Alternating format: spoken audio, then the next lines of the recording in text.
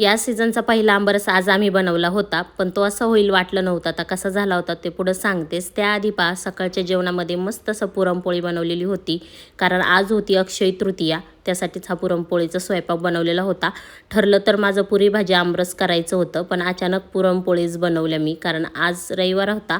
वरदला आणि त्याच्या पप्पांना दोघांना पण सुट्टी होती. पण आता वरदला सांगून ठेवलं होतं आमरस बनवणार आहे, म्हणजे तो काय ऐकणार नाही. म्हणून दुपारी ना आंबे घेऊन आलो आणि त्यानंतर आमरस बनवायला घेतलं. वरून तर आंबे एकदम पिवळे दिसत होते, पिकलेले आहेत असं वाटत होतं, पण ना ते जास्त पिकलेले नव्हते आणि आंबट तर खूप होते. त्यामुळे त्यामध्ये ना मी भरपूर साखर टाकली, तरीसुद्धा आंबरस काही गोड झाला नाही. त्यामुळे ना फक्त 2च आंब्यांचा मी हा आंबरस बनवला.